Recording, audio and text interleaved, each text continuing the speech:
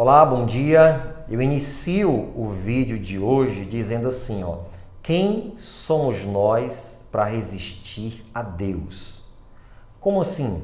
Você vai entender. Você pegou a jornada de ontem, né? Lembra que Pedro estava dando a explicação dos motivos que ele tinha ido até Cesareia pregar para os gentios? Pois bem, a explicação de Pedro continua e agora ele mostra o outro lado, a visão que Cornélio teve. Aí você vai entender o que eu quis dizer com essa primeira frase aqui no início. Vamos lá, versículo de número 13 de Atos 11. Diz assim: contou-nos como vira em pé um anjo em sua casa e lhe dissera: envia varões a Jope e manda chamar Simão, que tem por sobrenome Pedro, o qual te dirá palavras com que te salves, tu e toda a tua casa. E quando comecei a falar, caiu sobre eles o Espírito Santo, como também sobre nós ao princípio. E lembrei-me do dito do Senhor quando disse: João certamente batizou com água, mas vós sereis batizados com o Espírito Santo. Portanto, se Deus lhes deu o mesmo dom que a nós, quando cremos no Senhor Jesus Cristo, quem era eu então para que pudesse resistir a Deus?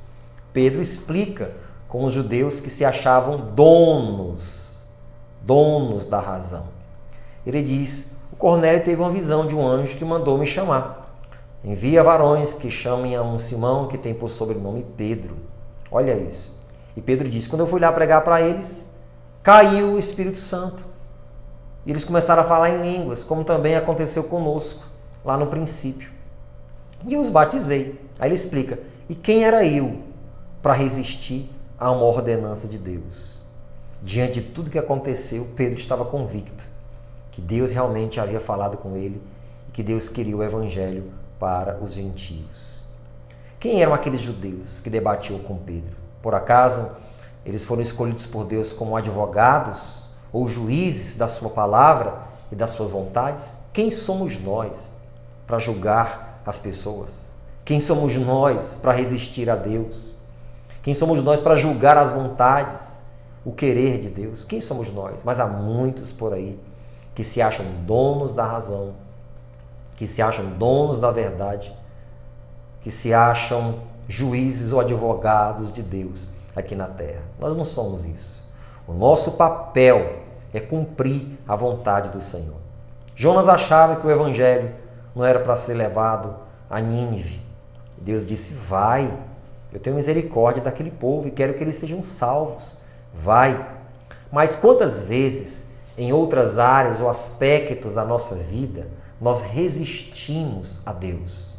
Somos cheios de achismo, de axiologias, de opiniões, porque eu acho, porque eu isso, porque eu aquilo. E muitas vezes você fica empancado na sua vida pessoal, espiritual, ministerial, simplesmente porque você tenta resistir a Deus. Isso me faz lembrar do que Jesus disse para Saulo lá no caminho de Damasco: duro é para ti recalcitrar contra os aguilhões. Não tem como lutar contra um querer de Deus, contra uma vontade de Deus, contra uma direção de Deus. Não tem como resistir a Deus. E Pedro deixou claro isso para eles. E Pedro estava com seu coração tranquilo, independente do julgamento deles, do posicionamento deles. Pedro estava tranquilo e sabendo que fez a vontade do Senhor. Nunca resista a Deus, porque o único que vai sair perdendo é você. Pelo contrário, renda-se completamente à direção, àquilo que Deus te manda fazer. E aí sim, contra tudo e contra todos, você será bem-sucedido. Deus vai te resguardar, Deus vai te exaltar. E veja o que aconteceu para a gente finalizar. No versículo 18 diz assim: e ouvindo estas coisas, apaziguaram-se e glorificaram a Deus, dizendo: na verdade, até aos gentios deu Deus o arrependimento para a vida. Ou seja, eles ficaram convencidos. Diante do que Pedro expôs, diante do que aqueles 6 irmãos que foram com Pedro testemunharam, eles ficaram convencidos que realmente Deus deu o arrependimento aos gentios, para que eles também tivessem a oportunidade de serem salvos. Mas porque um homem não resistiu a Deus. Não resista à vontade do Senhor. Pedro entendeu isso. Quem era eu, então, para resistir a Deus? É impossível isso. Renda-se ao Senhor e você vai ver quão grandes coisas Ele vai fazer na sua vida e através da sua vida também em outras pessoas. Faça a vontade dEle. Vamos orar?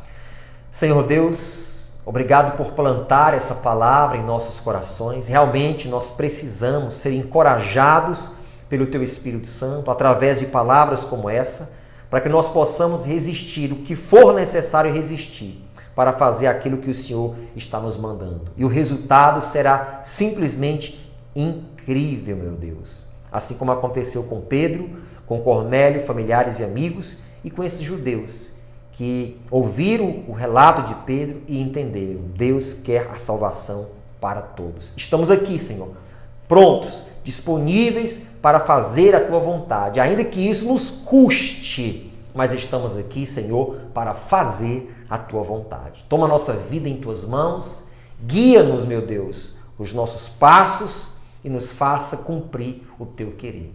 Estamos disponíveis em nome de Jesus. E você sela dizendo amém. Amém?